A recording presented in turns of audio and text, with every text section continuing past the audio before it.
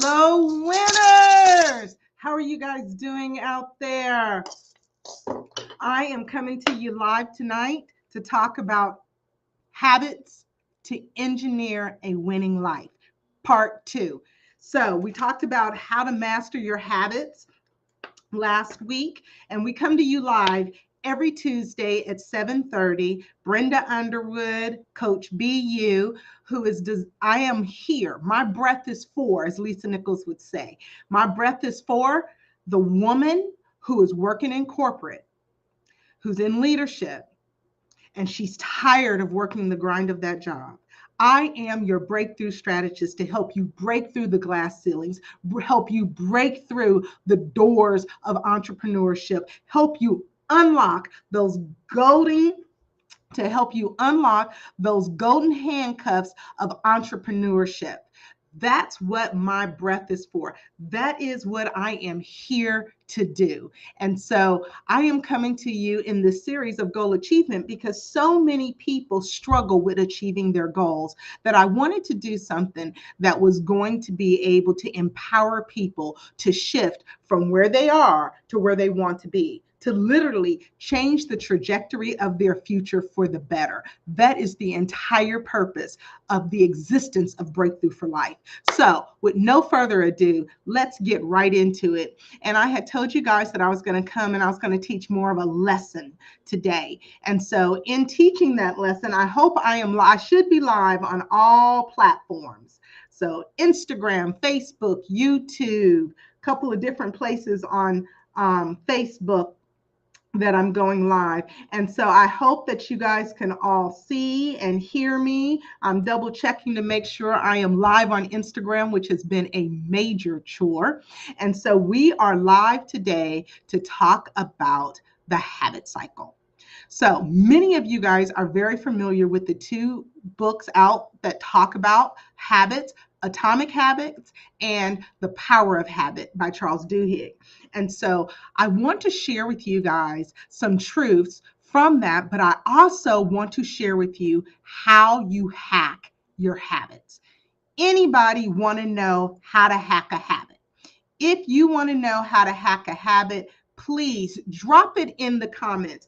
I got some habits that need to be hacked, because that's what you're going to learn today. You are going to learn how to hack habits. So the first thing I want to share with you guys is the fact that when we look at habits, we need to understand you and only you hold the power to your habits. You and only you hold the power to re-engineer your habits. Only you can do that.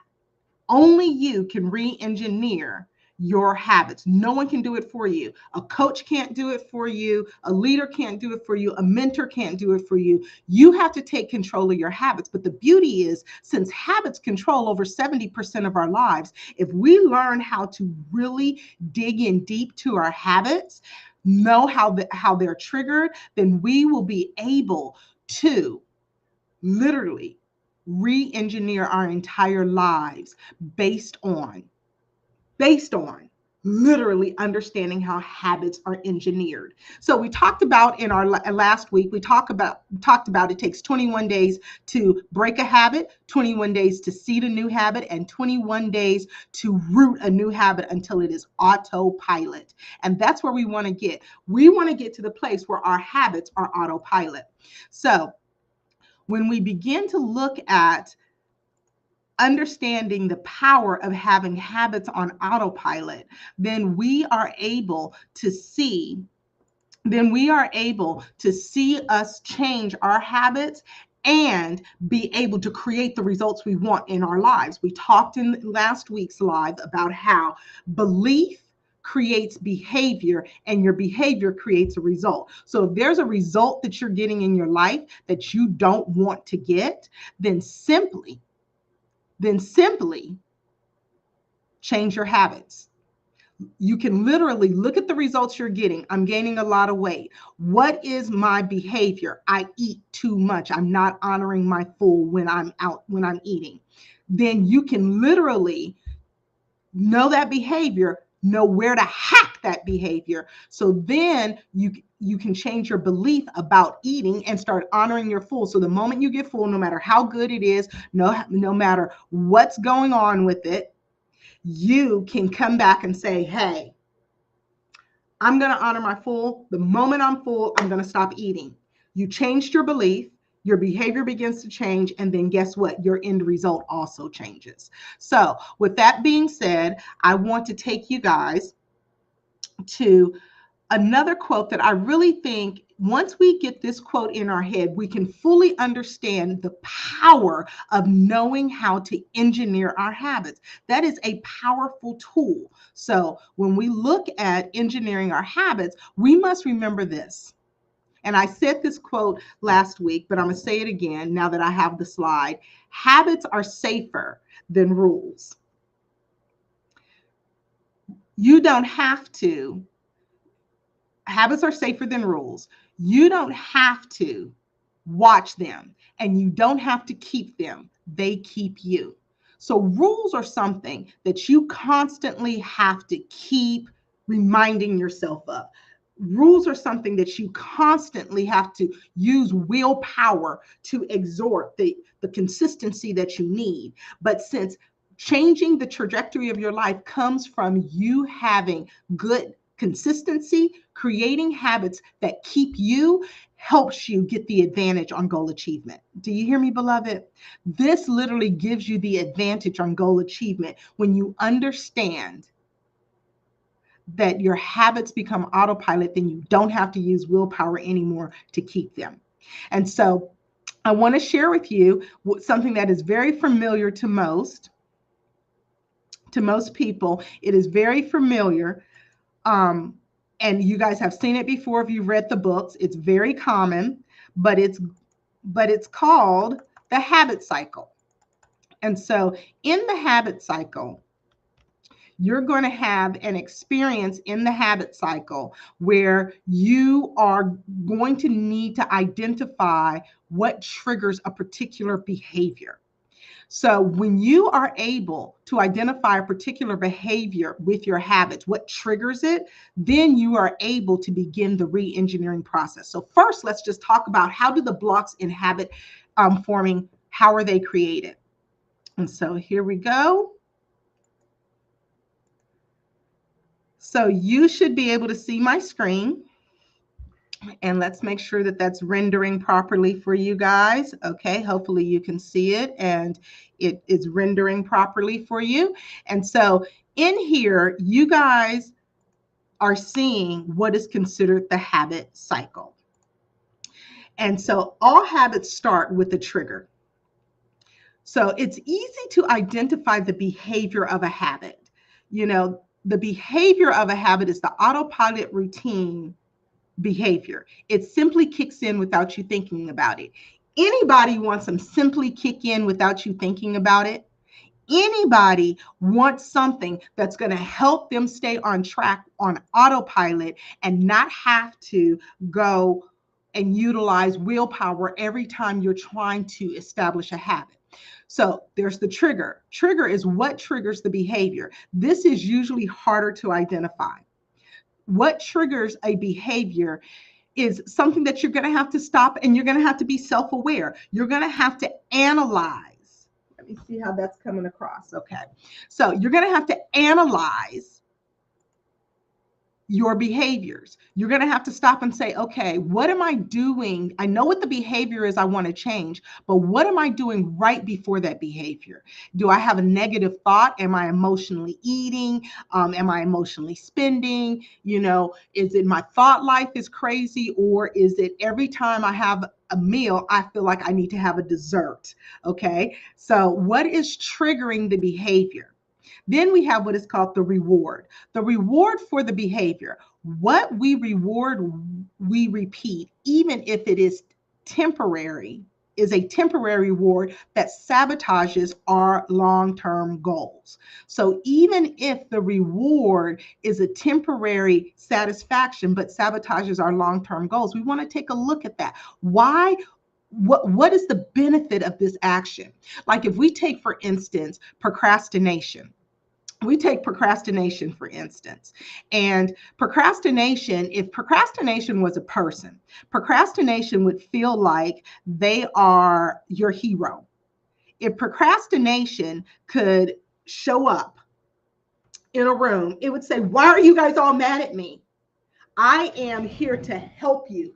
I'm not here to hinder you." Because what procrastination does is procrastination says, "Oh, there's a project that you're scared of doing. Oh, there's an issue that you feel like you are not adequate to solve," any of that stuff. And you decide, "I really don't want to work on that. I don't know if I'm gonna get it done. I've got a fear of rejection, a fear of unknown, a fear of failure, a fear of success." Name your fear. So fear gives birth to inaction.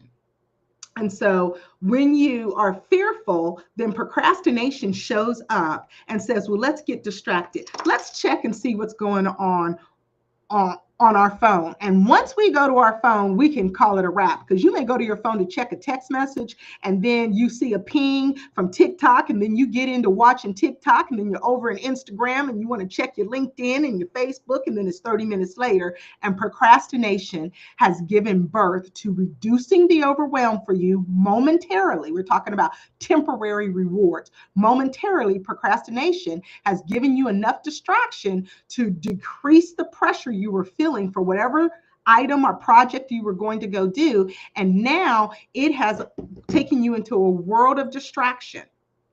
And literally, for you to come back and get back focused and concentrate, they say that it will literally take you 22 minutes to get back into a concentrated focus zone. So when we're thinking about goal achievement, we want to create and engineer habits that can help us stay consistent. Can someone type that in the chat for me? Habits that help you stay consistent. That's what we want to do, so that we can create habits to stay consistent. Therefore, we can then reach our goals with a higher level of achievement. Okay. So when we get to looking at how goals are engineered, how habits are engineered, we go here and we see we need to understand the reward. But this is what really kicks in. This is what really does the job. What are you craving? A powerful desire for something. That's what's in the middle. That's what kicks this all off. Are you craving to get off of high blood pressure medicine and get off of a medication for diabetes, a craving to be healthier in your life? Then you'll begin to look at your behaviors that are unhealthy, and then look at what triggers those behaviors. And the reward you want to get is you want to get off of medication. You want to stop having this cycle of going to the doctor, having to pay $200, $300 for insulin, or metformin, whatever the particular prescription drug is that they're giving you to deal with whatever it is that's causing you health issues. The reward is for you to get off of it, but the craving is for you to be healthy. So do you understand? You see the difference in the two? So when we begin to look at how habits are made, all habits are made through the trigger, which some would call the cue, the habit, which is the behavior, the reward, and the craving. But the craving is what drives it all. It's the craving. So when we look at moving forward into hacking our habits, the hack happens in between the trigger and the behavior. So when you're looking at hacking your habits, you need to look at what is the behavior, and then the hard part, it's easy to identify the behavior. The behavior is easy to identify. What you need to identify is what's triggering this behavior, and get honest with yourself. Okay. When you get really honest with yourself, you're getting honest with what is my thought process before I do this? What are the things that I'm doing before I do this? Let's say when you get home from work, the first thing you do is sit on the couch and relax, and then you end up not getting off the couch until it's time to eat, throwing something in the microwave, grabbing something to eat, and then going to bed. Well, the going to bed late is causing you to, gain weight. You are not being productive. Let's say you're trying to start a side business, so you're not being productive with the time that you have after work. And so there's a multiple issues that are happening with the behavior of when I come home from work and I stop and I just say, I'm going to take a minute. I'm going to take a minute and I'm just going to relax for a minute. That minute turns into 3.5, 4 hours, and now it's time to eat and go to bed because now you're starving. So when you look at hacking your habits, it happens right between the behavior and the trigger. So it is very important for you to identify these. So when you begin to look at your triggers, sometimes they're psychological triggers, sometimes they're environmental triggers, and sometimes they are physical triggers. And so you have to identify those triggers and then decide how you want to break that habit. So let's say, for instance, we're using I come home from work and the first thing I do is plop on the couch. I'm supposed to be to relax. Oh, thank you, Caroline. Thank you for joining. Habits that help you stay consistent. Yes, the whole purpose of doing habits is to help you stay consistent. I'm going to leave this up for a little while. Thank you so much, Carolina. I always call her Caroline, but her name is Carolina. Thank you so much, Carolina, for typing that in, and welcome. So when we're looking at creating consistency, we need to look at, okay, I'm coming home from work and I am consistently plopping on the couch for 3 or 4 hours and I'm not doing any work. Well, I still want to relax when I get home from work, but let me re-engineer. Since coming home from work automatically triggers me to sit on the couch, watch TV for 3.5 to 4 hours. Get really honest with how much time is that costing you. If you're spending 4 hours a week, 4 hours a day, 4 hours a day, 5 days a week, chilling, that's 20 hours a week. That's literally a part-time job you're spending just watching TV or just chilling out. 20 hours a week to just plop on the couch after work. Couch after work. I'm trying to put this into the chat. To sit on the couch after work. So that could cost you, if you're doing it for 3 or 4 hours, that could cost you literally a part-time job. You could literally have a whole side business if you would come home and let's say you relax for an hour, but then you have something that triggers you to get up and start cooking your dinner. Then you go for a walk after your dinner. So just a nice, not a heavy walk, but, go for a walk after dinner and kind of just chill for a moment. Walk, practice some mindfulness, then come in and put yourself in a state to perform. Have a place in your house where you're going to work on your side business or your degree or your homework or your master plan for you to get that vice president position, or that master plan for you to transition out of the work you're doing now into a new industry. Sit down and spend an hour or two out of that 4 hours you used to spend plopped on the couch just watching TV. You're going to do some things that are going to move the needle forward for you, right? So then you can, at the end of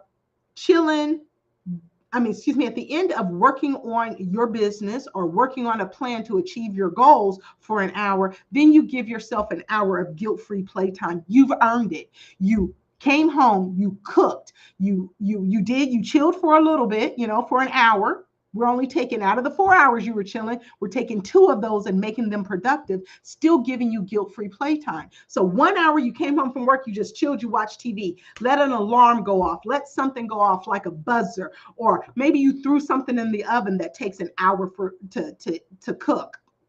And then the buzzer goes off, you get up, you do dinner or you eat dinner, and then you go for a small walk afterwards. That's an hour. Then you come back and you work on your business or your project or whatever it is that you're trying to move the needle forward on for an hour, your big goal, right? And then After you're done, reward yourself and do TikTok or whatever. Have some guilt-free playtime, right? Because you've earned it. You are re-engineering your habits.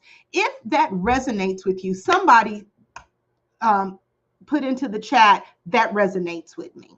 That resonates with me. That's how you re-engineer a habit.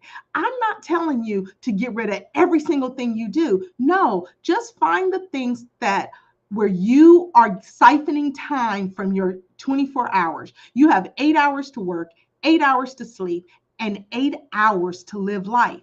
When you're in goal achievement mode, you're going to take part of that 8 hours and you're going to pull back and you are going to work on your big project. And I suggest you work on your big project every other day, if not 3 to 4 days a week. So that way that creates a consistency. There is a power in momentum that you can't get in haphazard. Goal achievement is a consistency game. If you consistently keep dripping water down a rock in the same place, then that rock will eventually give way to that very soft but consistent water, and it will make a groove on the side of the rock. And so we really want to get to a place where we are in control of our habits so that we can be in control of the results that our habits get. So if there's a habit that somebody has that you want me to break down for you, plop in the comments, I want to break the habit of smoking cigarettes, or I want to break the habit of eating late, or I want to break the habit of sleeping in. What's the habit that you want to break? Drop it in the chat and I will literally walk you through it. So now one of the things that I want to do is to help you understand what is necessary for you to re-engineer your habits and create the life that you want. We want to change the trajectory of our lives. I am in service to winners, and winners are moving forward to achieve their goals, knowing that God says that I have given you a procession of triumph in Christ. So every battle you face that battle. And as a child of God, you face that battle in Christ, and Christ promises to give you a victory. A procession of triumph is what the scriptures say in Corinthians chapter 2, verse 14 and 15. And in that, and that's 2 Corinthians 2, 14 and 15. In that, you are going to face battles in goal achievement, but you have to come from it from a posture of, this is, I know I prayed about this. This is God's will for my life. I'm consistent. I got crystal clear on what I want to achieve. I know that I need to give 63 days of consistent behavior behind this particular goal and this habit in order for the habit to be fully solidified into autopilot. And when it's fully solidified into autopilot, then your habits keep you and you don't have to keep them. So let's move forward into some actionable steps that you can take in order for you to achieve your habits. Hold on just a moment. Let's get this screen share right. Okay, so awareness always allows you to change. When we own an issue, then we are able to change that issue. When we own a problem, we own an issue in our lives, when we think that it's okay to drink a fifth of bourbon before lunchtime every day, then we're not going to change that. But when you own it, you can change it.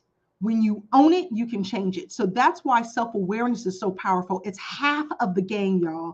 When you deny that you're fearful, you deny that you're grieving a relationship, you deny anything, then what you are basically saying is that it's not real. I don't need to fix it. But when you own something, you become aware of it, then you automatically know that you can change it, because the power to change has been given to you. Okay, so when we look at the habit of self-awareness, we want to stop and look at what are your habits revealing about you. Stop and do an inventory and ask yourself, what are my habits revealing about me? Is it revealing that I'm controlled, I'm self-disciplined, I'm emotionally balanced? What are your habits revealing about you? What habit do you want to change? Identify a habit that you truly want to change. And then, hold on, I think you guys can see it better when I'm not on the screen. And then, what triggers the habit you want to change? And then, how committed are you to hacking that habit? This last one right here, how committed are you to hacking that habit? Grade yourself on a scale of 1 to 10. How committed are you to hacking that habit? What I am going to share with you, beloved, is if you are not really going to show up for you in the habit that you're trying to create, don't start it. Don't start it. And let me tell you why I'm saying that. Because when you say you're going to do something and then you don't do it, you literally train your brain to self-sabotage you. How many of you guys want your brain to propel you forward, not to sabotage you? So you need to keep your word to yourself. Keep your word to yourself. So ask yourself, how committed am I to hacking this habit? If you're not very committed to hacking the habit, then find a habit you are committed to. Because what we want to do in the subconscious mind, what we want to do is we want to train the subconscious mind that when we say a thing, we do a thing. That our yes is yes and our no is no. Because then your subconscious mind will be propelled to move you forward into goal achievement. But when we can't trust our own word, when we can't trust ourselves to do what we say we're going to do, then guess what happens? Your subconscious mind then sabotages you and keeps you from moving forward. Fear can literally create a deceptive view of reality. And so when you begin to look at goal achievement, you need to really stop and say to yourselves, am I committed to this goal? Because if you're committed, then you're going to show up for it. I say this all the time to people, and it makes people mad when I say this. Anything you truly want to do, you will find a way to do it no matter what's going on in your life. If you don't want to do something, you will find 101 great, phenomenal excuses not to do it. So when you have excuses are not an indicator of anything, but that whatever you're giving the excuse to is not a priority. So now let's segue over into what we're going to be talking about next week, which is time management. When you begin to look at managing your time, when it comes to making room for habits, you want to schedule your priorities and not manage your time. Make sure your priorities are scheduled and you block that time for those priorities so that you know that you always show up for what's most important for you. We all have stuff going on in our lives. My goodness, my brown sisters and brothers out there in the Latino community, they're going through all kinds of things. And my heart and my prayers are for you. My heart, I cry. I'm from Los Angeles. I believe in diversity. I believe in unity. I believe in everybody coming together. Okay. And one of the things that really breaks my heart is what they're going through right now. I can only imagine. I cannot say I've been there, but I do know what it's like to be ostracized. I do know what it's like to be treated like less than human. I do know what it's like to be humiliated. I can say I know what that's like. So my heart goes out to my Latino brothers and sisters out there. My heart is very affectionate towards you, and my prayers are with you. So we all have hard things to do, but I bet you what, let me tell you something. If someone told you, I'm going to give you $1 million or I'm going to give you a retirement if you will just do this one thing for 63 days in a row, then how many excuses would you find to not do it? Your reward, what you're getting from that habit, needs to be strong enough to compel you past your feelings. Look, let me tell you guys something. When it comes to goal achievement, we cannot be motivated by how we feel about a thing. That is not what is going to get you where you need to go. If motivation is the only way that you act, then guess what? You're never going to consistently hit your goals. You are always going to be struggling to hit your goals. You want to not be motivated because motivation is based on feelings. Motivation is based on how you feel in a given moment before you actually go to do something. But the reality is you have to make a decision that you are going to be disciplined to do something regardless of what's going on in the world around you. Okay. So when we look at motivation is often in front of behavior. But if we will put motivation in its proper place, motivation would propel us to be more disciplined if we would put it in its proper place. So I always use this particular slide when I'm working with my clients. And if I can find where I'm at, there we go. This particular slide when I'm working with my clients, and this is to help them understand that you can't always feel like doing it.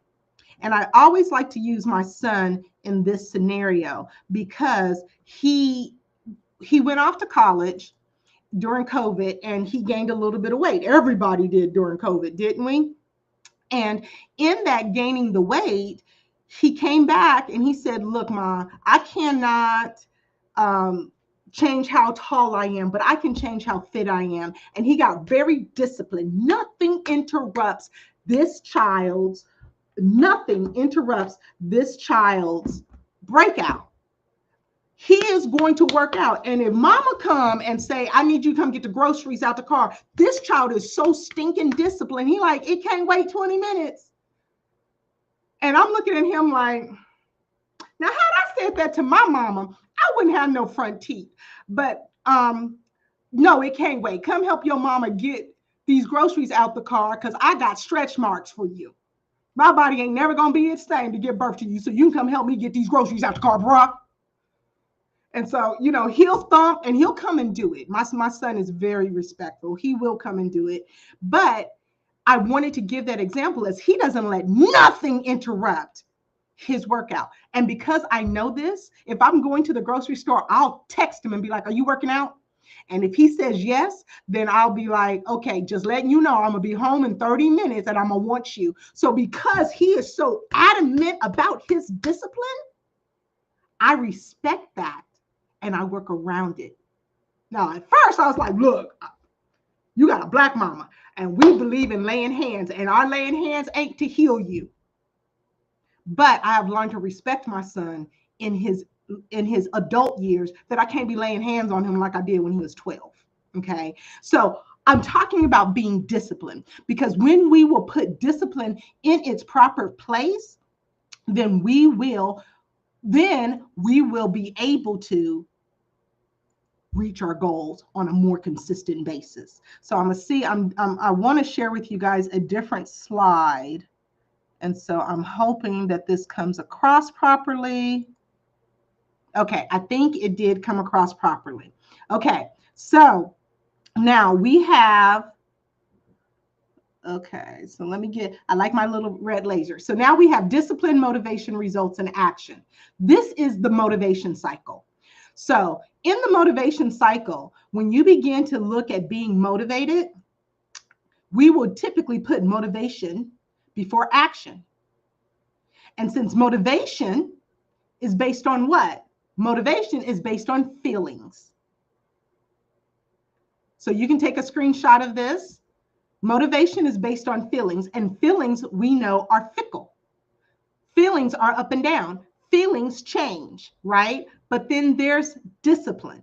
Discipline is based on your priorities. So when you set your priorities, you become disciplined based on your priorities. What's important to you?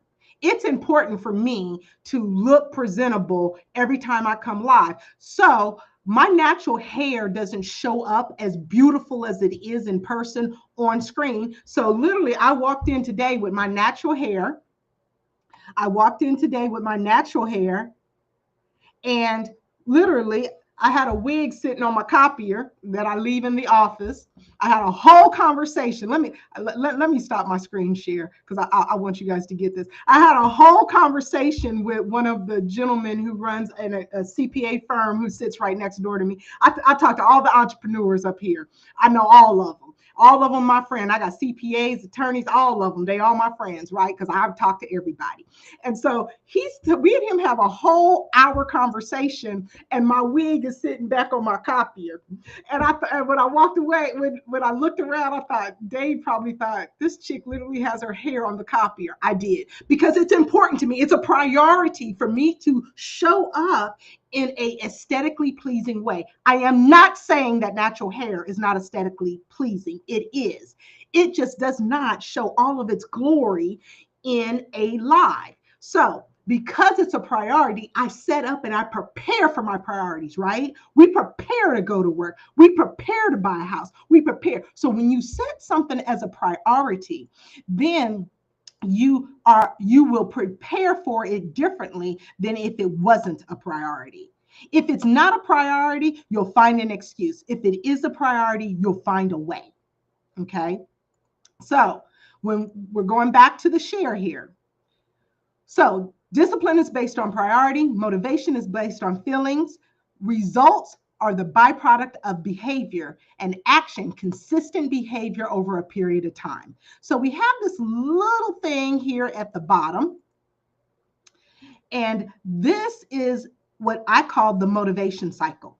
So when we look at the motivation cycle, we can't put motivation up here in front of action, because then it's going to give us inconsistent behavior. But when we put motivation between results and we put discipline first, then it's in its proper order. When things are in their proper order, they create the right result. So discipline first. You have to be disciplined for 63 days in order to get a habit on autopilot.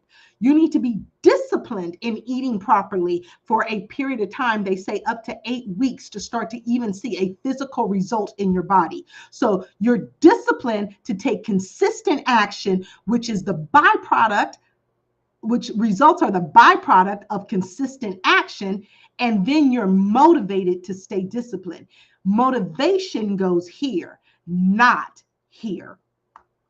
So when we put motivation in its proper place, then all of a sudden motivation serves us. So let me give you a real life example for that. A real life example for that would be,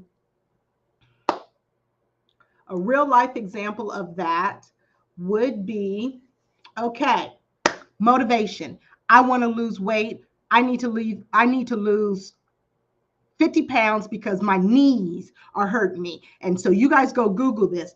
For every 10 pounds you lose, it takes 40 pounds off of your knees. So you say, I need to lose 50 pounds so that I could stop all this joint pain that I'm having. Okay. Go look that stat up about the 10 pounds takes 50, you lose 10 pounds and 40 pounds comes off of your knees. So the pressure of you when you walk, it takes 40 pounds off your knees. So do that research. So I say I want to lose weight. If I go to the gym consistently for 3 weeks and I don't see any results, what happens?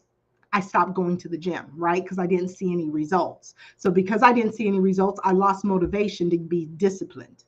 But if I would stick with it until I got a result, 6 to 8 weeks, working out consistently, eating properly, and doesn't mean you can't have a slice of pizza, everything in moderation, okay? And then you turn around and you have stuck to it for 8 weeks and you start seeing weight drop and you start seeing your pants get looser. How much more motivated are you to keep going to the gym? Right? Because you were disciplined for 8 weeks. You were disciplined. You put discipline in front of action. and for 8 weeks, you took action consistently for 8 weeks, start seeing results, and all of a sudden you get motivated to stay even more disciplined. Now you may even tighten up and add in some yoga or Pilates or add in some strength training, because now you're getting results. You're seeing fruit from your labor. You see how moving motivation from being in front of action to being behind the results helps you to stay more disciplined. And so that's a tidbit that I want to leave with you guys. You know, on Tuesday nights, I like to come at 7:30 on Tuesdays, and I'd like to come and give you a steak dinner. I'd like to come and break something down all the way down to the white meat. And I hope that this ultimate goal achievement blueprint a program is doing just that for you. I hope that it is giving you bite-sized nuggets each week for you to keep adding on as building blocks, so that you can create the momentum you need to get the results you want, so that you can change the future trajectory of your future, or the trajectory of your future. I am hoping this is doing that for every single one of you. What I'm going to ask you guys to do for me tonight is please DM me. Leave me a comment and let me know, what do you want to hear? What do you want me to break down for you on Tuesday nights outside of goal achievement? Now, we still have some time management, stuff to go over in goal achievement, and a few other things going on with goal achievement that we're going to be doing for the next 3 to 4 weeks.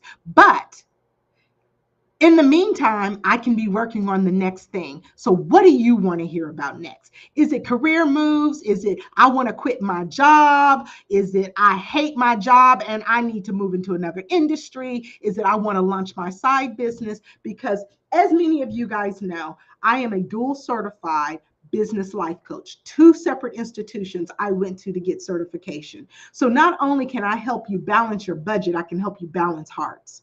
And so with that being said, I really want to encourage all of you guys, communicate with me. Tell me what you need, because I want to be here to be your breakthrough strategist to help you move forward and craft your winning life. Now, there are 3 main ways that I help women and a few good men. But let me tell you, if you're a man who needs to be nagged, prodded, coddled, reminded constantly to do something, you can't take leadership to show up and get it done without being nagged. You don't want a coach. You want a wife. You want a girlfriend. You want a baby mama that's going to bug you. I'm a coach. So I'm not, when I say this with men, because oftentimes I have to really stay on top of them to get their action steps done. I'm not an administrative assistant. I'm a coach. So I help you craft a strategy so that you can go after, so that you can live your authentic life. That means you have to show up as a leader and not need to be reminded. Okay, so that's my little tidbit. That's why I say a few good men. But primarily, I work with women, and I primarily work with women who are looking to unlock the golden handcuffs of corporate, those great benefits and the great pay with the keys to entrepreneurship. So the way that I help women is I help you break through barriers. I help you get rid of bowing down to fear and stand up to fear and punch fear in the throat. That's one way I help women, and that's called the Barrier Breaker Program. That is a 10-week program that will literally transform your lives. And if you don't believe me, go to breakthroughforlife.com, hit Client Love, and in Client Love, you're going to see almost 120 different testimonies of people saying their lives were changed. Some of them will say their lives was changed in 10 weeks. They were part of the Barrier Breaker Program. Then I have a 4-month program, 16 weeks, which is called the Workplace Exit Strategy Program. The Workplace Exit Strategy Program is to help you put together a strategic blueprint to quit your job when you're ready. This program is all about making the job optional until it is time to make it obsolete with a side business or a complete replacement, a business that completely replaces your job. Those, like I said, golden handcuffs, that's my trademark. Golden handcuffs. I'm gonna have to go buy me some golden handcuffs where you unlock that great pay and you unlock those benefits with the keys to entrepreneurship and go from a paycheck to a profit check. Okay, that's the workplace exit strategy. That helps you put together all the intangibles that are unique to your business, your personality, and where you're at in life. Put together that strategic plan so you can Work the intangibles while you're still gainfully employed so you can transition out of corporate into your own business, or create a side business to pay off those student loans, create a side business to pay off that debt, create a side business that creates passive streams of income for you. So if your job wiles out and you get a letter to say, we want you to resign, because you're a federal employee and they're trying to encourage you to resign, you don't have a nervous breakdown because you have multiple streams of revenue coming into your life. And so I help people with a workplace exit strategy to put that together in a one-on-one coaching program. So those are my 2 one-on-one coaching programs. And then if your workplace exit strategy involves you becoming a certified life coach, I literally do a complete 18-week business in a box. You're going to spend 9 weeks learning how to do marketing, magnetic marketing, content marketing, how to automate it, how to utilize AI to make it easier for you, how to identify your ideal client, your niche statement, your magnetic marketing language, everything you need to build your business. Put together your unique marketing strategy. That's 9 weeks of the Breakthrough for Life certification program to become a life coach. And then there's 9 weeks where I literally train you how to create cognitive change in the lives of people who don't look like you, believe like you, or think like you. It is easy to influence people who think like you, who look like you, and who believe like you. But can you, as a Christian coach, can you coach an atheist, an agnostic? Can you coach a Buddhist? Can you coach someone who doesn't believe in Jesus like you do? You can when you have skills added onto your talents. And so the Breakthrough for Life Academy is all about helping you add skills to your talents, helping you really grow and thrive as a transformational life coach. Life coach, they said 5-6 years ago, it would be the one of the leading and most fastest growing industries would be a coach. I didn't quite believe it when I got involved with coaching, but I'm telling you, everybody's a coach these days. So you want to add skills to your talents and get certified. You don't need to be certified, but you will see different results. I cannot tell you the amount of people who got certified at other big name programs and end up coming to me because they couldn't get clients, or they got a couple of clients and couldn't get the result they thought they could get. My life coaching certification program is literally a coaching laboratory. It is a place where you are going to learn a skill, use a skill, learn a skill, use a skill, learn a skill, use a skill. And we're going to build on those skills and build a momentum over 18 weeks that helps you build the confidence you need to go and successfully become a certified life coach with your own business. I literally teach you how you can spend 10 hours a week doing the marketing with precision and get paying clients. So that's the life coaching certification. Those are the 3 ways that I service people: barrier breaker program, workplace exit strategy program, and certifying life coaches. That class, the certification class, is a group class taught live by me. It is not a self-paced class. Online pre-recorded videos. No, we are in that class live. So with that being said, if you're interested in any of those things, simply schedule a discovery call with me, a free 45-minute discovery call. That free 45-minute discovery call will allow you to get crystal clear on how I can either help you remove the barriers so you can become a proactive woman of action, or I can help you make the job optional until it's time to make it obsolete, or I can help you build a business in a box by adding skills to your talents and becoming a certified life coach. Schedule a free discovery call. All I ask is, if you schedule a free discovery call, I only offer one free discovery call. You're going to walk away from that discovery call with clarity on your next steps, regardless if you hire Breakthrough for Life or not. So You want to come with pen and paper to that discovery call. You want to be in a quiet place. You want to keep that appointment, because if you don't keep that appointment, you will need to pay a fee to have another discovery call. But in that discovery call, that first one is free, 45 minutes. I'm going to help you put together a coaching journey that will guarantee you get the results. 95% of all of my clients get their coaching result because I provide a performance guarantee. So that means that if you don't reach your result within the time frame that we suggest, then guess what? I will coach you at no charge until you do. Ask me how many times in 12 years, I'll be 12 years old in 2025, how many times Breakthrough for Life has had to give away free coaching because we didn't hit the end result in the time frame we said we would. Zero.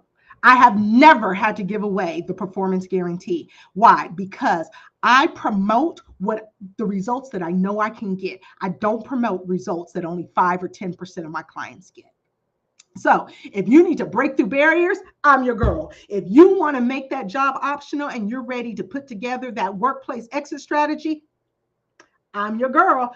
You want to get certified as a certified life coach? Schedule that discovery call. We have a class coming up in April. We have payment plans, we have quick action discounts, and we have early bird discounts as well. So you want to get connected to me. Schedule a discovery call today. We could be on a call tomorrow via Zoom, and we can see what it's all about, how we can help you craft your winning life. So since I have a few minutes left, I do want to talk to Coach BU. Why do I call myself Coach BU? One, BU, Brenda Underwood. Those are my initials. Who knows what's going to happen when I get married, but hopefully I'll marry somebody whose initials will go along with a tagline. But nonetheless, BU, Coach BU, is all about helping people be authentically who Christ created them to be before life happened to them. Be authentically you. The you God wanted you to be before the divorce, before the layoff, before the termination, before the bankruptcy, before the spouse passed away. Breakthrough for Life is all about helping you break through the barriers so that you can craft a winning life. And I'd like to say, walk in the promises of God, experience his shalom, his peace, his protection, his favor, experience it. And since I service women and a few good men, I'd like to say I help women win from the bedroom to the boardroom. Let's get our hearts healed. Let's get our hearts right. Let's get into a place where we are whole and healed on the inside as much as we can be on this side of eternity. And let's rock in our careers. Let's have a career that sets our soul on fire. 87% of people hate going to their job or dislike the work that they do. That's 1/3 of your life. I don't believe that is Jehovah Jireh's plan for you. I don't believe that it is his plan. Matter of fact, I know it's not, because he says over in Ecclesiastes chapter 10, verse 12 through 13, Ecclesiastes chapter 3, verse 12 through 13, he says that for you to enjoy your work is a gift from God. So I want to partner with God's scripture and help you put purpose behind your paycheck, where you feel a life of significance, where you can live a life of abundance, where you can live a life of contribution, and you can leave a legacy in this earth. That is what my whole existence is about, helping you reach those platforms. And so I hope that this has been worth your 55 minutes. I hope that you will schedule a discovery call with me. I hope that you will get help for you to craft the life that you want so that you can enjoy all of your 24 hours and not just the time you're not at work. If you're living for Friday and dreading Mondays, you need to schedule a discovery call with me, and let's see how we can move you forward and change the trajectory of your future. This is Coach BU signing off. Peace and love. Have a great one. Bye-bye.